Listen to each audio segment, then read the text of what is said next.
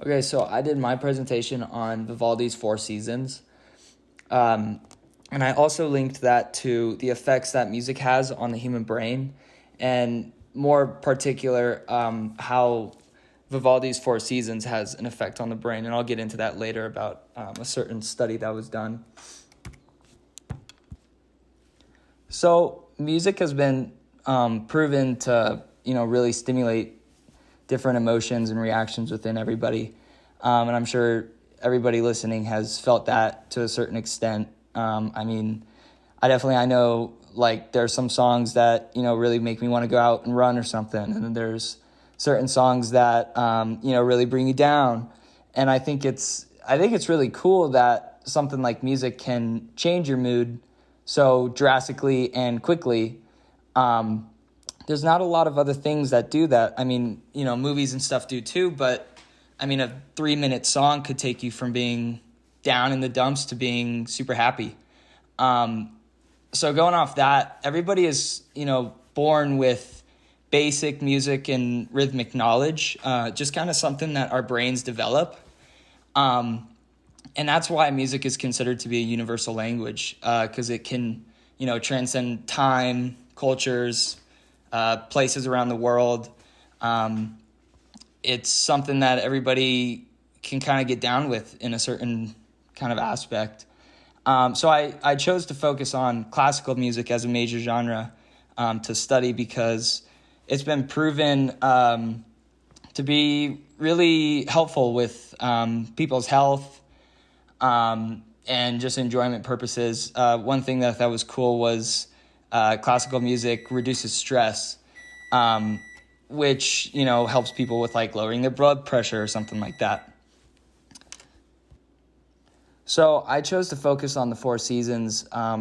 One, just because I know most people have heard certain, movements within it. But it's also just very, very popular due to its, versatile emotional movement. And this is really invoked from instrumental music. I thought it was cool that it seems like instrumental music, not having any lyrics or strong percussion or whatever, it seems to fluctuate and target people's moods a little bit more. It was written by Antonio Vivaldi, who was actually referred to as the Red Priest because of his fire red hair. Just kind of a fun fact. But the most popular part of this movement is Spring in E major. And I'll play that in the next slide.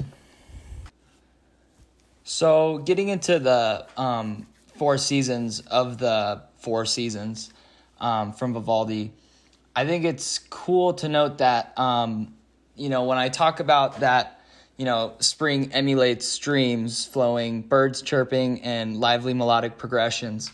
That's not literal in that he recorded that stuff, but the way that he chose to kind of recreate it with an orchestra is notable. And I think once I point it out, you might be able to notice it a little bit better. So the first one is Spring, and I'll play the beginning of that.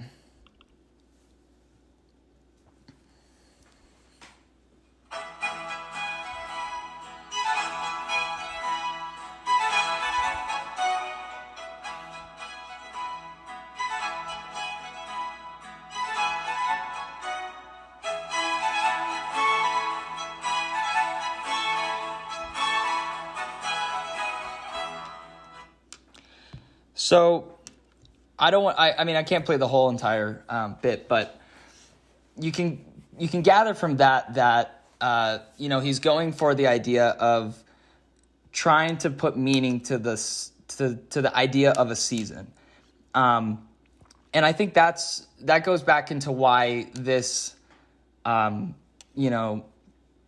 piece of work is so popular, because he took something that everybody experiences and made it into a sonic recreation. So the next one that he does is Summer. And In this one, it's a little bit easier to tell where, he's trying to emulate different things about nature. So I wrote here that he showcases the instrumentation of bugs buzzing, heat, and a great storm in the third movement.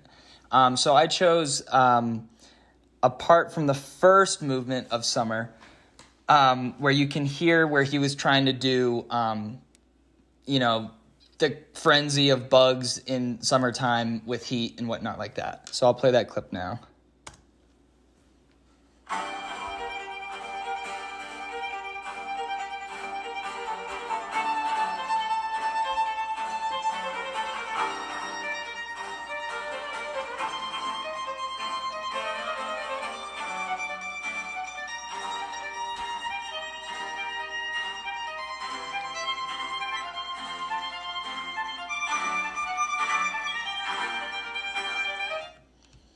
Yeah, so that'll go on for a while. But the idea of him having quick violin that's, and higher in pitch, going up and down through scales, it gives the idea of, some sort of like a bee. I picture like a bee, kind of, how bees fly. They're kind of in and out all over the place, kind of glitchy, you know what I mean?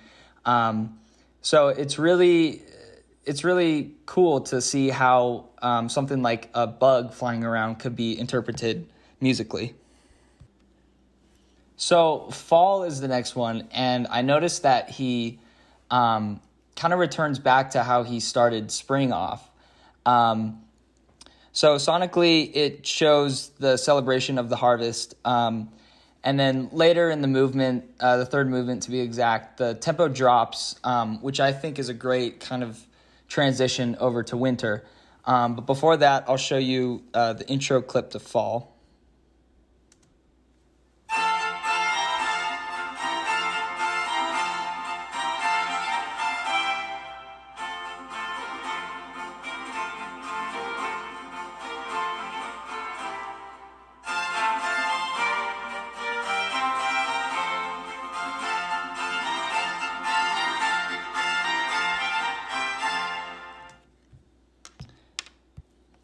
So the final one is Winter, and I want to note that this is my favorite section. The first movement of Winter is my favorite section, and I think that's because it's, at least I find it to be the easiest to see where he's emulating wind, snow, and slipping on ice. Later he does stuff like Warming by the Fire, but in the first movement, you can definitely tell more of the destructive aspects of Winter. So I'll play that clip now.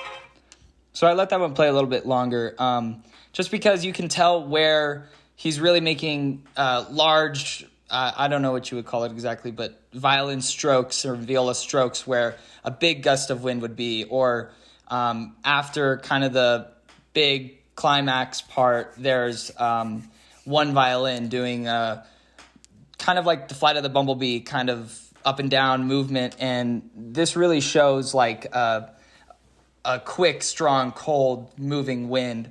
I just thought that one was the easiest to kind of interpret. So I found a study that was conducted in Romania about how the Four Seasons in particular causes a different emotional reaction between two different types of people, which are musicians and non-musicians. And so what they focused on was to see the difference in emotional arousal, emotional valence, and degree of familiarity. So basically, emotional arousal is like if they could take you from happy to sad.